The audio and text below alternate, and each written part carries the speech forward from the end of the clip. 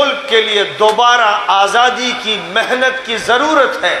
کچھ ایسے آدم خور بھیڑیے ہیں جو اس کا خون چوس رہے ہیں۔ ظاہر ہے کہ یہ وہ وقت ہے کہ مسجد سے اور مندر سے اور گردوارے سے اور چرچ سے مذہب کے لوگوں کو باہر آنا چاہیے کہ ڈسکریمنیشن کی پالیسی پہلے دن سے اختیار کی گئی، جس کا نتیجہ یہ ہوا کہ یہاں برادریوں کو توڑا گیا، مذہب اور مذہب کے لوگوں کو توڑا گیا، اور دھیرے دھیرے اس ملک میں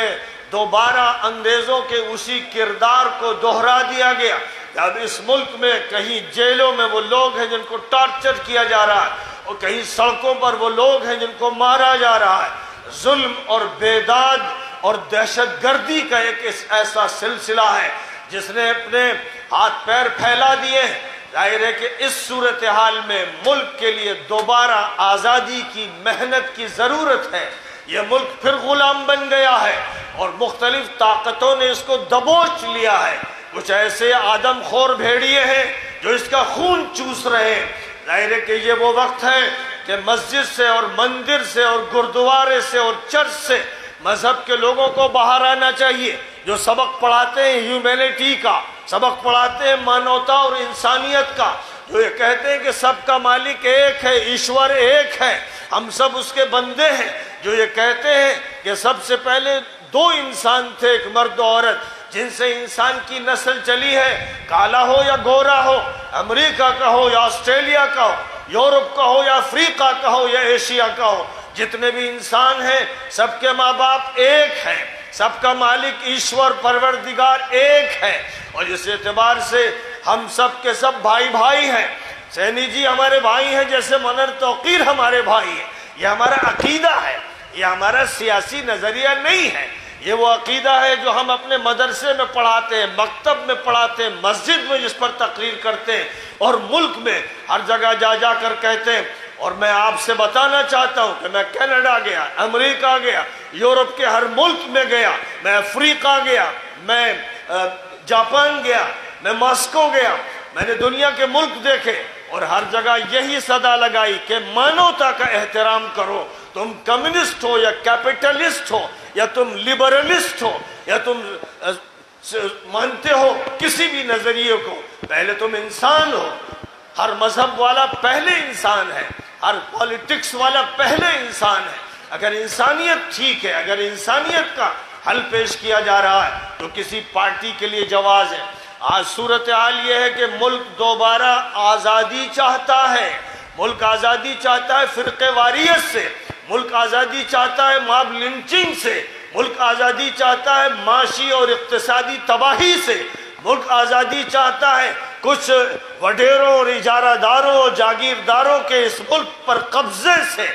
دوبارہ یہ ملک آزادی چاہتا ہے، اور اسی آزادی کے لیے ہم جمع ہوئے ہیں۔ مجھے نہ کسی پارٹی کا سے تعلق ہے اور نہ میرا سیاسی کوئی مسئلہ ہے، میں تو ایک مذہبی انسان کی حیثیت سے وہ صدا لگا رہا ہوں جس صدا کو ایشور پسند کرتا ہے، پروردگار پسند کرتا ہے۔ میں اس زندگی کے بعد کی زندگی کے لیے یہ بات کہہ رہا ہوں، اور سب سے کہہ رہا ہوں کہ اگر انہوں نے ظلم اور ذاتی اور نئے ٹیررزم سے توبہ نہیں کی تو بھی یہ ملک تباہ ہو جائے گا۔ اس لیے آج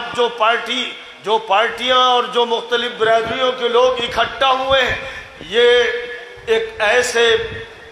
عظیم مقصد کے لیے اکٹھا ہوئے ہیں کہ اگر ان کی کوششیں کامیاب ہوئیں اور عوام نے ان کا ساتھ دیا تو وہ ایک نیا ہندوستان دیکھیں گے، وہ ایک نئی ترقی دیکھیں گے، وہ ایک نئی روشنی دیکھیں گے۔ آپ تجربہ کر چکے ہیں کانگریس کا، تجربہ کر چکے ہیں بی جے پی کا، آپ تجربہ کر چکے ہیں بی ایس پی کا، آپ تجربہ کر چکے ہیں ایس پی کا۔ آپ نے برادری واد دیکھا، آپ نے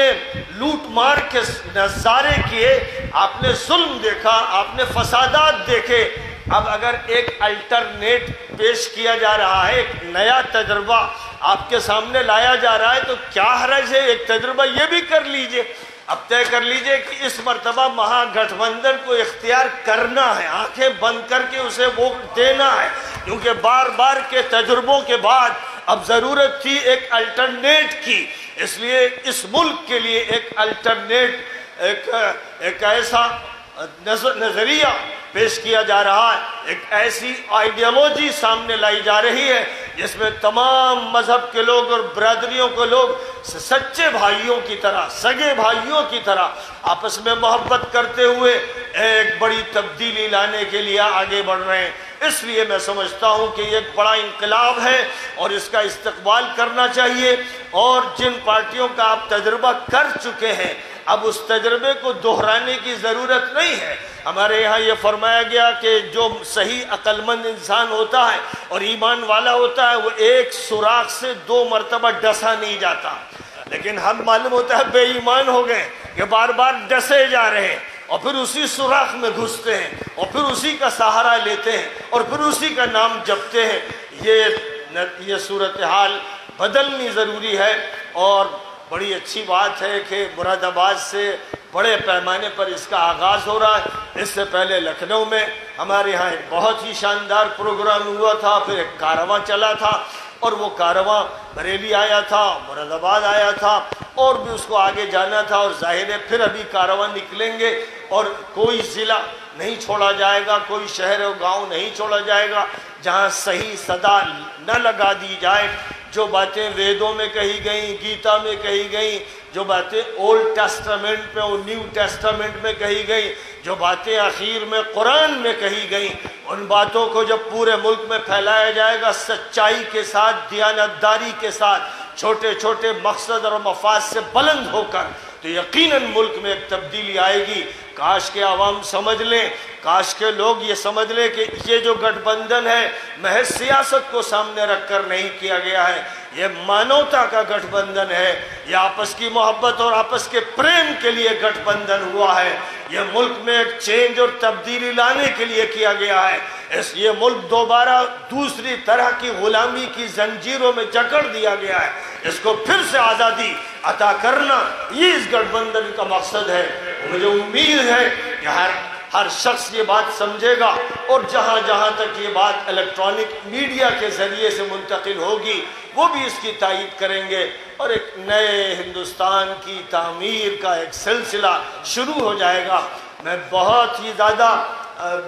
میں مبارکباد بھی دیتا ہوں اور شکریہ ادا کرتا ہوں حضرت مولانا توقیر رضا صاحب کا۔ اللہ تعالیٰ نے ان کو جو دماغ عطا کیا ہے، جو فہم عطا کیا ہے، جو وسعت عطا کی ہے، جو کشادگی عطا کی ہے، یہ جس طرح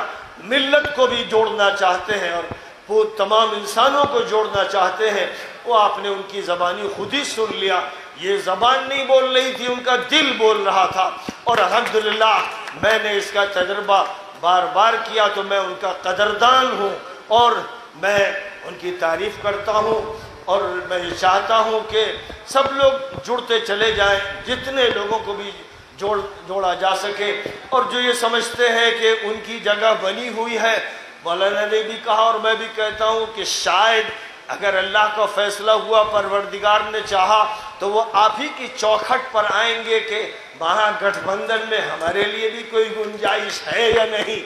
بعید نہیں ہے تو اللہ کا کرشمہ ہے۔ ہم تو بھائی مذہب والے آدمی ہیں، اپنے مالک سے اللہ سے دعا مانگتے ہیں اور یہی کہتے ہیں کہ اللہ اس ملک کی حالت کو سدھار دے، اس ملک سے ظلم ختم ہو جائے، اس ملک میں انصاف ہو، اس ملک میں بھائی چارہ ہو، اس ملک میں ہر طرف امن ہو اور یہ ملک ترقی کرے۔ ہماری صرف یہ تمنا ہے، اسی لیے ہم ان کے ساتھ کھڑے ہیں اور دعا کرتے ہیں کہ ہمارا اللہ قبول فرما لے، برکت عطا فرما دے، ترقی نصیب فرمائے۔ آخر دعوت